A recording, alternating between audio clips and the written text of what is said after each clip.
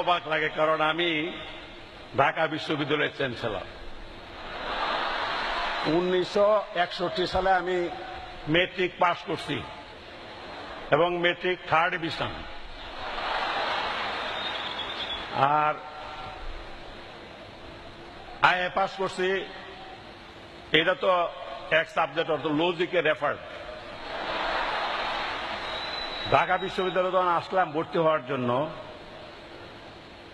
তখন ভর্তি তো দূরে করতে, ভর্তির ফর্মটা পর্যন্ত আমাকে দেওয়া হলো না। বন্ধু বান্ধব অনেকে তো ভর্তি হইল, আর ছাত্র রাজনীতির সঙ্গে তো ওই সময়তে আমি যুক্ত। তখন যখন এখানে ভর্তি হইতে পারলাম না, বাধ্য হয়ে আবার নিজ জেলা দয়াল গুরু কৃপায় গুরুদয়াল কলেজে ভর্তির সুযোগ পেয়ে গেলাম। তবে 61 সালে আয় বিরোধী আন্দোলন থেকে শুরু করে বিভিন্ন আন্দোলন সংগ্রাম, যেহেতু আমরা ঢাকা বিশ্ববিদ্যালয়কে অনুসরণ করতাম, যার জন্য প্রায় ঢাকা আসতাম এবং বিভিন্ন হলে রাত্রিও যাপন করতাম। এমন কোনো হল নাই তখনকার যা ছিল যেটার যে হলের মধ্যে ঢুকি নাই বা থাকি নাই। অবশ্য রুকিয়া হলে ঢুকি নাই, থাকিও নাই, ওই সুযোগ ছিল না। তবে রুকিয়া হলের আশেপাশে ঘোরাঘুরি করছে কম না।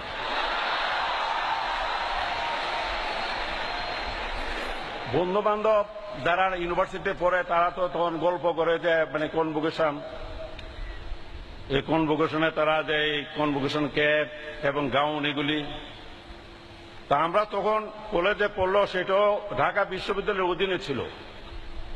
কিন্তু যারা অনার্স মাস্টার্স করতো কনভোকেশনে তাদেরকে ডাকা হতো, সুতরাং আমাদের এই ধরনের কনভোকেশনের ক্যাপ বা গাউন পরার কোনো সুযোগ ছিল না। মনে খুব খায়ের ছিল, এই কাজটা পারতেছি না। কিন্তু আল্লাহর কি লীলা খেলা বুঝলাম না, যে ইউনিভার্সিটিতে আমি ভর্তি হইতে পারলাম না, সেই ইউনিভার্সিটিতে আমি চ্যান্সেলর হয়ে আসছি। আর শুধু এই ইউনিভার্সিটি না, যতগুলি বাংলাদেশের যতগুলি পাবলিক প্রাইভেট বিশ্ববিদ্যালয় আছে সবগুলির এই চ্যান্সেলর। এই চ্যান্সেলর হিসাবে প্রায় জায়গাতে আমার সমাবর্তন যেতে হয়। এখন এই 1.5-2 ঘন্টা 2.5 ঘন্টা এই ক্যাপ আর সিনথেটিক কাপড়ের গাউন লাগায় বসে থাকা বড় কঠিন। এই যে ডাকসু নির্বাচন, এই যে মাস্ট, এই ডাকসু নির্বাচন করা দরকার।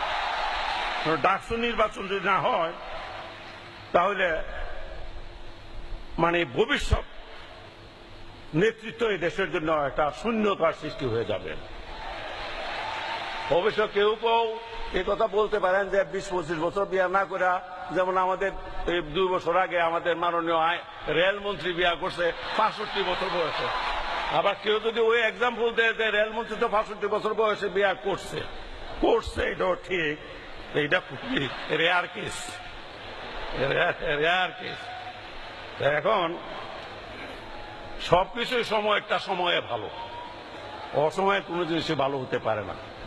এমনকি আমাদের যে মৌসুমি ফল, যেমন আমাদের এখানে বলে যে 12 মায়া কাঁঠাল, এটাও আছে। কিন্তু এই বৈশাখ জ্যৈষ্ঠ আষাঢ় মাসের যে কাঁঠাল, এই কাঁঠাল যে মজা লাগে, কার্তিক মাস অগ্রহায়ণ মাস আশ্বিন মাসের কাঁঠাল সে মজা লাগে না। এটা মনে রাখতে হবে।